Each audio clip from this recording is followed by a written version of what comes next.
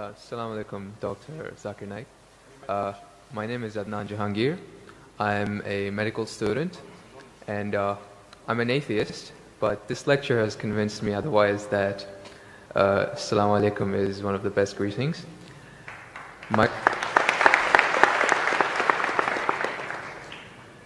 question is, how... No, you're an atheist or a Muslim? No, I'm a Muslim. I'm an atheist, ex-Muslim. You were a Muslim, now you're an atheist. Okay, brother, go ahead. All right. My question is of two parts. First one, what is the stance of Islam on evolution? And two, what is the stance of Islam on apostates? The first one, it's how does Islam deal with evolution when, as I'm a medical student, my professors, when they show me the skulls of how humans have evolved throughout millions of years, from Homo habilis to Homo erectus to us Homo sapiens, and when they show proof of how evolution has taken place over the years, how do you disprove that when it is fact? It is not theory or it is not a hypothesis anymore. It is fact. How do you disprove that, if you could answer? Brother Jahangir has asked a question that what is the Islamic view on theory of evolution?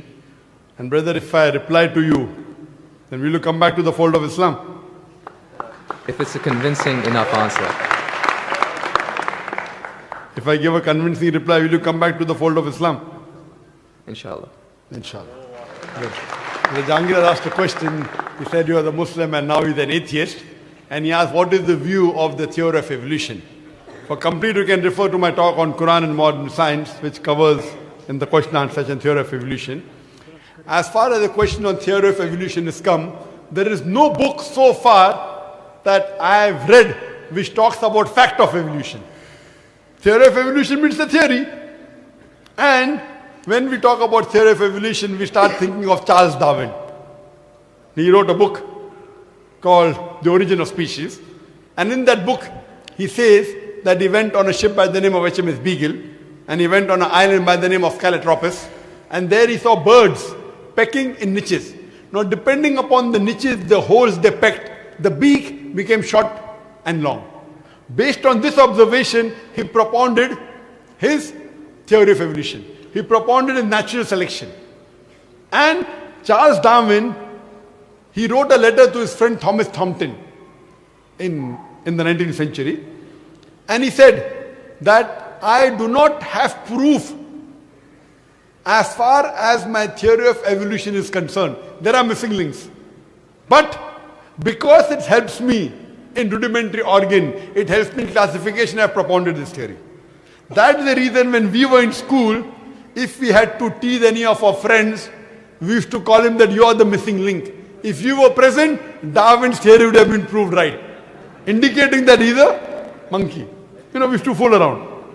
So there is no proof regarding Darwin's theory at all. It's a theory, it's not a fact. Now in most of the schools, they teach Darwin theory as though it's a fact because they don't have any alternative. Because of that. But no scientist at all can say for sure. Yes, there are many scientists who support Darwin's theory. But as far as recent times are concerned, most of the scientists today they do not agree with Darwin's theory. As far as you talked about the 4 waves of hominoids. First was the Iceman, then was the Neanderthal man, then was the Cro-Magnon. All these that you find, there is no link between them. There is no link whatsoever. According to P.P. Grassi, who held the chair of the evolutionary studies in Paris Sorbonne University, he said, it is letting your imagination run too wild to assume, based on few studies on the vestiges, on the skeletons, to think that we have been created from ape. There is no link at all among all these 4. So Darwin propounded. Now many things of Darwin is correct. For example, life was created from water. That Quran also says in Surah Anbiya chapter number 21 verse number 30. The Quran says, وَجَعَلْنَا مِنَ الْمَاءِ كُلَّ شَيْءٍ أَفَلَا يُؤْمِنُونَ. We have created everything from water. Every living thing from water. Will you not then believe? So this is correct. So many things of Darwin is correct. But as a whole, everything is not true. That we have been evolved for apes, then not at all. If there was evolution today, we should be having some people who are in between monkeys and human beings. We don't find that in any museum.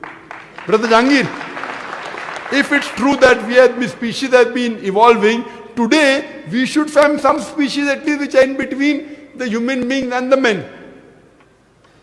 I would request the audio technician to increase the volume a bit. The audio technician, wherever he is, can you increase the gain, please? Jazakallah. Jazakallah shukran. That will have less strain on my vocal cords. So all these today, even according to molecular biology, according to the specialists of molecular biology, they say it is absurd to think that our DNA of the human beings have been evolved from ape. It's not possible at all. There are many books written against Darwin's theory. Now just because today, because there is no substantial fact, that's the reason in school yet you teach about Darwin's theory. But if you read the latest researches, most of the scholars today do not believe in Darwin's theory as a whole to be correct. No scientist today yet believes. Very few, there may be few.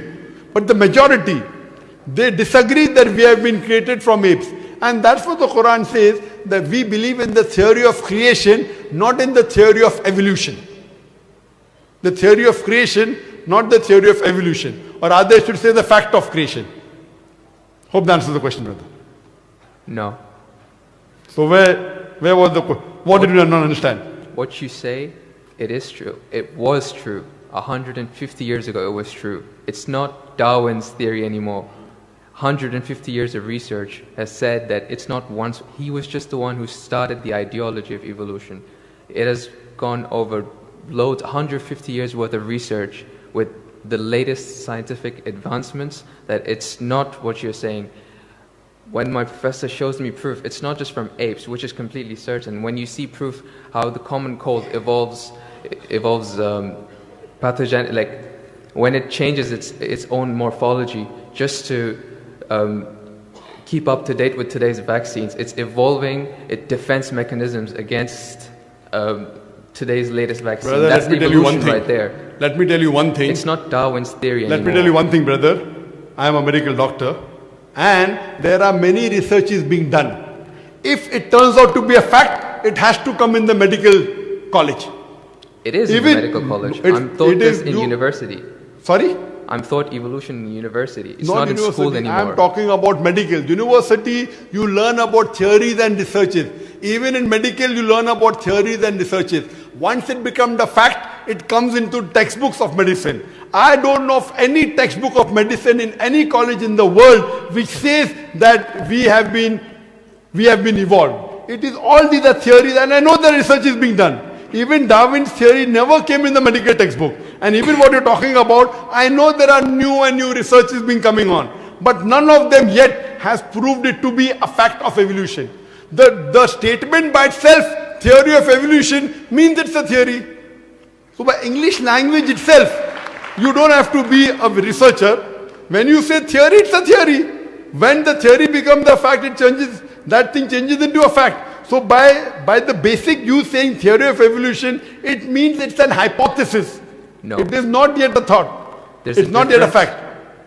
There's a difference between hypothesis and theory. A theory is something in science that has the highest honor. When something gains the word theory, it's fact. The theory, in theoretical terms, it's the theory of gravity, but we don't say it, we just say it fact. Same way we say the fact of gravity. Sorry, what did you say? Theory of what? Gravity. If you say it in theoretical terms, but it's no theory of gravity. It's a law of gravity. I'm sorry. Law. I'm sorry. It's the law of evolution. I'm sorry. Your knowledge of science is very weak. It is Boyle's law. It is not Boyle's theory. It is Archimedes' principles. It's not Archimedes' theory. Whatever's theory, when it becomes a fact, it changes into law. I'm sorry, your knowledge is so weak, and I wouldn't like to continue. Your knowledge is so weak. My question, I'm not here to teach 2 + 2 = 4 in the audience.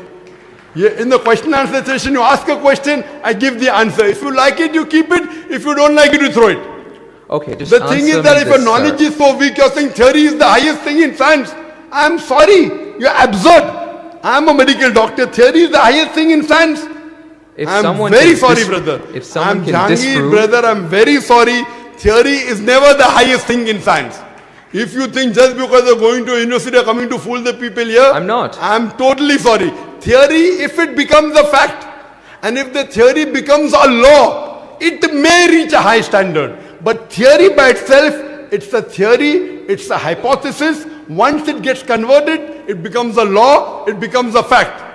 Newton's law, it becomes a fact, it becomes a law. I'm sorry to say that by itself, calling it a theory means it is not yet an established fact.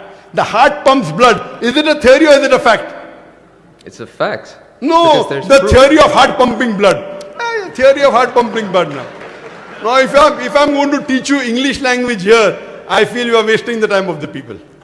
Surely, if you can't understand simple English, that what is the difference between a theory, that theory is the highest thing in science, then I'm sorry, you'll have to go back and learn science. What about the